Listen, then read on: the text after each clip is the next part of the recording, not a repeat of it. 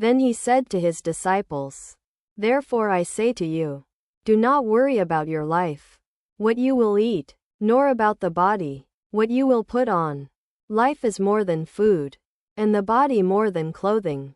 Consider the ravens, for they neither sow nor reap, which have neither storehouse nor barn, and God feeds them. Of how much more value are you than the birds?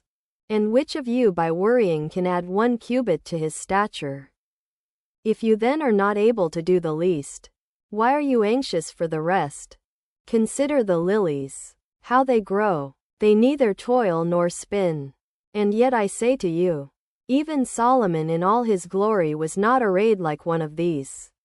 If then God so clothes the grass, which today is in the field and tomorrow is thrown into the oven, how much more will he clothe you, O you of little faith? And do not seek what you should eat or what you should drink.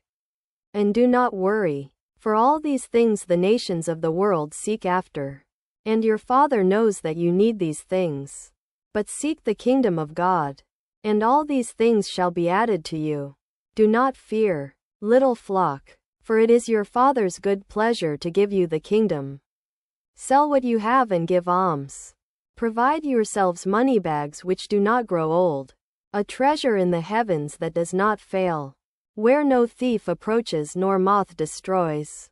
For where your treasure is, there your heart will be also.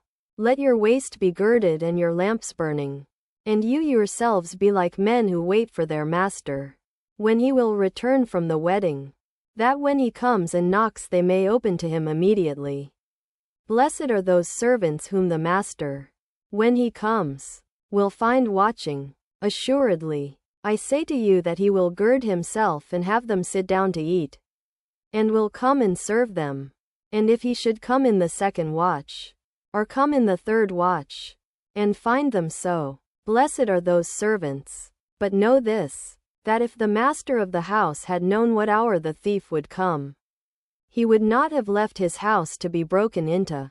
Therefore you also be ready, for the Son of Man is coming at an hour you do not expect. Then Peter said to him, Lord, do you speak this parable to us, or to all?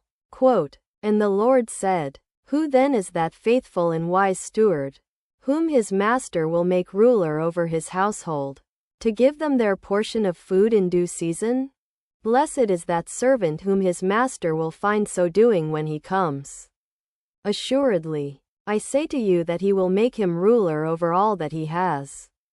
But if that servant says in his heart, My master is delaying his coming, and begins to beat the male and female servants, and to eat and drink and be drunk, the master of that servant will come on a day when he is not looking for him, and at an hour that he is not aware of, and will cut him in two and appoint him his portion with the unbelievers. Then the servant who knew his master's will, and did not prepare himself or do according to his will, shall be beaten with many stripes. But he who did not know, yet committed things worthy of stripes, shall be beaten with few stripes. For everyone to whom much is given, from him much will be required, and to whom much has been committed, of him they will ask the more. I have come to send fire on the earth, and how I wish it were already kindled. But I have a baptism to be baptized with, and how distressed I am till it is accomplished. Do you think that I came to bring peace on the earth?